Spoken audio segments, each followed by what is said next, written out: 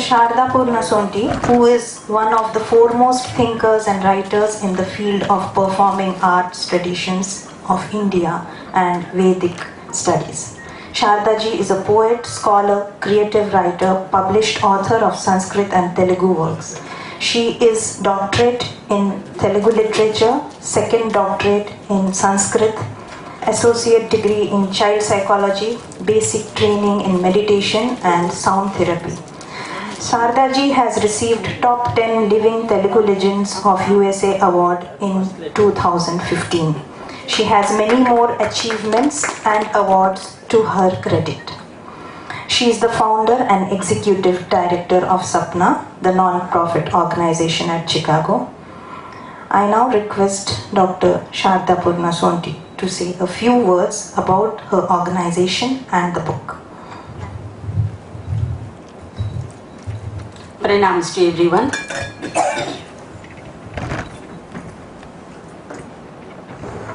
Aindavya kalayavatam shivataro vistaranadatmakam tadrupam janani smarami paramam chinmatramekam tava yatro teti parabhida bhagavati tasam hitasam padam pasyanti tava madhyama vijayate svairam hisa vaikhari.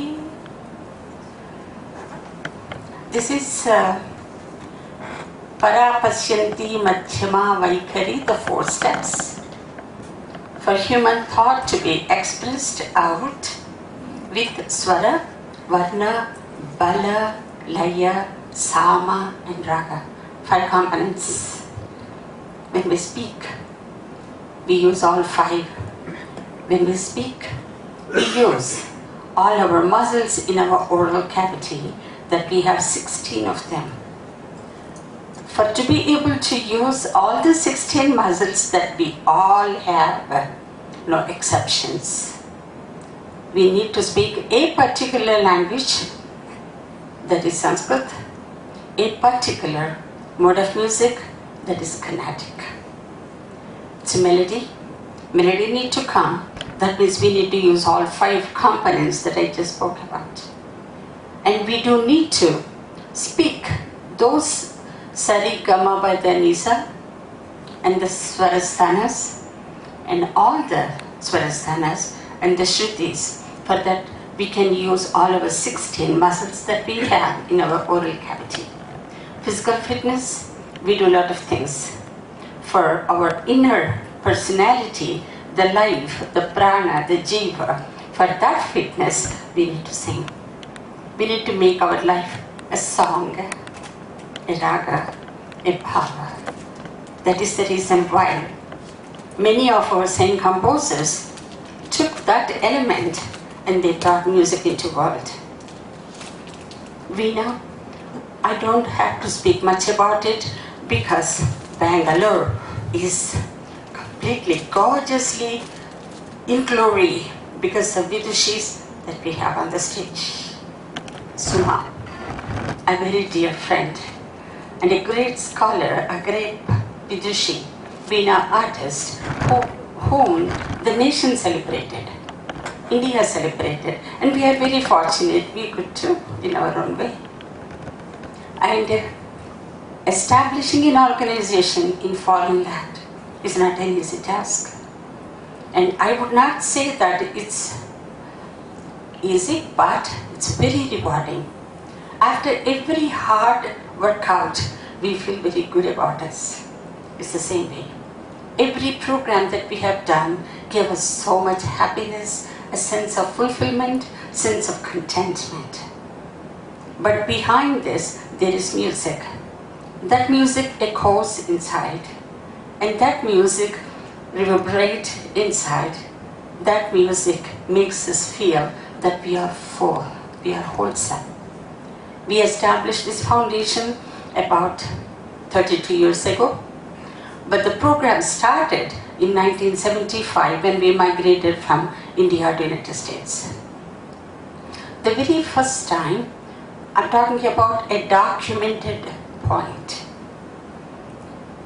Probably people are singing at home, in small groups, in temples, But a documented element is first time Annamacharya name was introduced to United States, that is the Western world, in 1976, October 18th, in Boston, in Carnegie Hall, by few of the compositions in a concert. And by God's grace, by grace of my gurus, I was one of the singers. And I took those songs in 1976 and I started the first step. That's how we started. Until that, it continued. 87, we conceived the thought.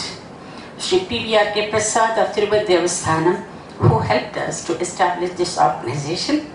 And 90, we registered.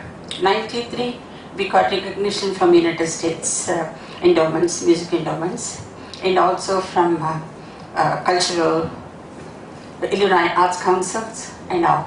And since that, we are conducting programs. We have done so far about 4,000 programs.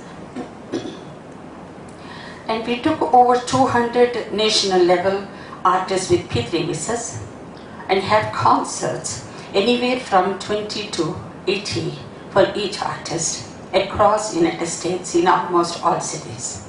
And we have done that national tours and programs promoting literature, music and dance. And it has to be classical art forms. At the same time, when the folk and the other songs are within the parameters of classicism, we use those also. Trying to keep the filmy trends aside, we wanted to establish classical performing arts in United States. That's how it started. And we have an extraordinary board members who helped us all these years. And we have one senior most board member, Dr. Nagra, here in front of us, who is from Bangalore. And he has been a great help for us all these years. And all our board members committed themselves. It's all voluntary. All voluntary. And they have contributed their own finances. And we have been doing this for the past 40 years. We brought the artists. I'm sure you know all the national level artists have performed through that and introduced Annamacharya songs. That is as far as music goes. So is with the dance. Adiyar sir and Vempati Chinsichamgaru, all the legends, they have brought number of anywhere from 40 to 150 Annamacharya compositions in a day of 2 performances, choreographed. And then coming to the literature, all the youngsters, next generation people were introduced into classical art traditions of India, performing art traditions, and innovations and traditions go hand in hand. So they were trying to incorporate this into their music. There are few school students who are playing in their school Western classical classes using Annamacharya compositions. The other one is Gundecha brothers. They have come to USA when we had a Jugalbandi between Mallari brothers and Gundecha brothers. They have taken Annamacharya Pallavi for Hindustani and Carnatic, the entire 2-hour performance. And what we are trying to do is mix that, make it integral with the music system at the same time into our life systems.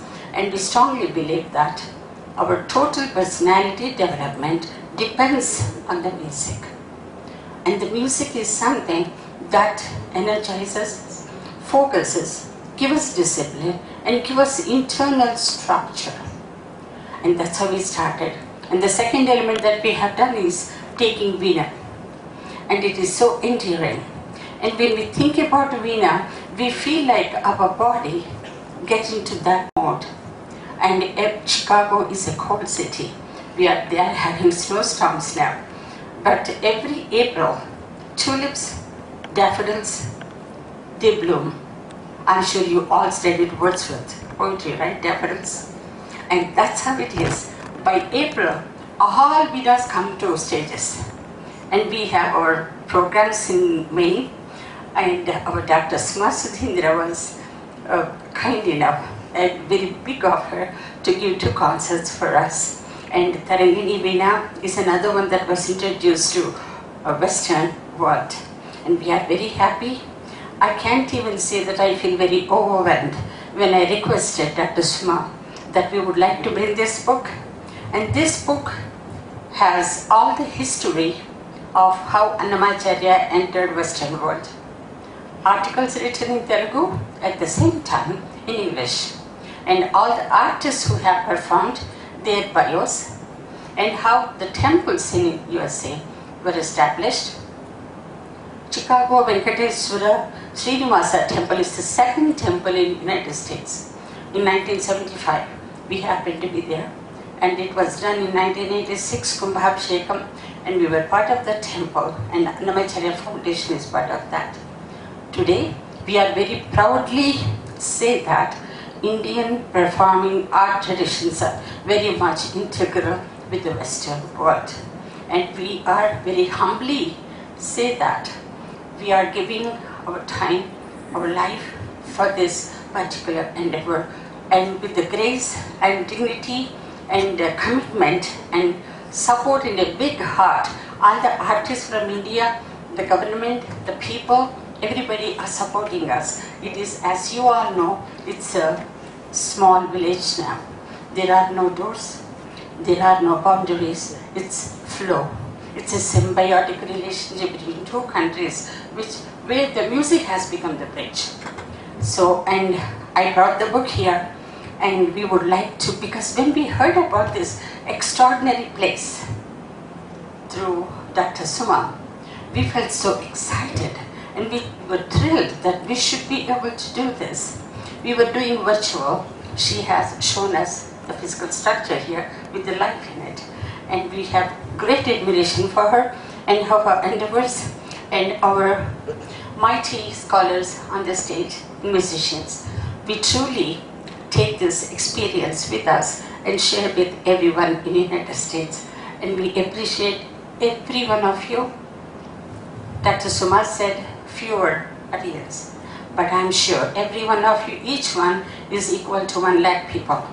And I'm sure we have the virtual YouTubes. When our Dr. Rao puts it, we will have thousands and thousands of people will be watching. You will, I'm sure, and I'm grateful for every one of you to spare your time in this evening and listening with the patient here. I'm very thankful to you and our mighty dignitaries on the stage. And I request Dr. Sriram just to give few points about our objectives and goals of the foundation. I appreciate you, madam. Thank you very much. Good evening, ladies and gentlemen. I extend my invitation and warm welcome for being here for our unique experience here. You know, Saint Annamacharya belongs to Andhra Pradesh. Now, Andhra Pradesh is split into 2 states. So in Andhra Pradesh near Tirupati Devasthanam, in the Talapaka. I'm glad we are able to bring his name to another state, Karnataka, through help of SUMA SUDHEENDRA'S. What I have to say is, Vishwakavi Rabindranath Tagore, our first Nobel laureate, has mentioned music is like an oasis in a desert for one's life journey. So everybody should incorporate music in their lives so they can have a beautiful journey through their life. And Swami Vivekananda said art is like worship, music is like worship. And Mahatma Gandhi said music is like a meditative thing in one's life, so one should pursue music. Our organization, Sapna, was founded, as Sarada mentioned, in 1987. It so happened we all came back to Hyderabad to establish an institute called L.V. Prasada Institute. And we were supposed to stay back, but something happened with a divine intervention. We went back and continued this Sapna Foundation, and I think that was the calling we had. And we established Sapna with a purpose. It's called to preserve, promote, propagate and perpetuate Indian classical art forms of music, dance and literature. Even way back then, I think Bollywood and rap and all that music is becoming a part of one's life. So, especially in Western Hemisphere, they give a lot of reverence and preference to classical arts. But Indians haven't gotten that kind of an approach in their lives. So we thought it is our divine providence that Sapna also means Sri Annamacharya Project of North America, the first letter. And also it means a dream. And Martin Luther King said, dream there to arts is developing racial equality through arts and music. So music has no borders, like Sarada said. So we established this using Annamacharya as our music ambassador and his lyrics, which appealed across all state of lives. So our purpose initially was to introduce Annamacharya lyrics and compositions through concerts.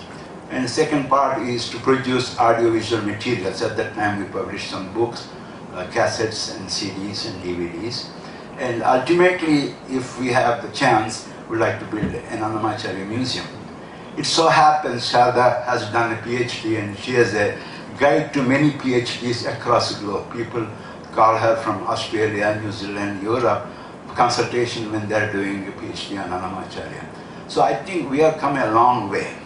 And we wanted to put this chronicle, the history of our efforts and challenges we went through for establishing, like SUMA can explain how they got this museum, Indian music experience, what she went through. We also went through similar experiences, and we had support from like Dr. Nagarao and others in a fashion that we can move it forward. So we are happy that we are able to put it in a book form and share with you. And this can be a guiding guide for future people who want to do anything in terms of starting and know their challenges that they can face. Though in any art form to flourish, we need three people. One is benefactors, or patrons. Second is artists who perform. And third is audience. Once we have these three, it's a complete picture. Many of the time, we miss one of the three ingredients. So artists may be there, we miss the audience. Art may be there, we miss the patronage. So we had to somehow put this enthusiasm among the benefactors, like the Brigade campus. I think very nice to see that you are able to excite them and make them create this beautiful music experience. So this is what we wanted to share as a couple, and it's our dedication. I think this will carry a long way, and future generations will benefit from this, and so Annamacharya music will flourish forever. His music also has a devotional aspect of it, and also commoners music. So both ways that lyrics help a lot. So please do research about Annamacharya, and I'm sure you will have a great music experience. Thank you for your attention. And we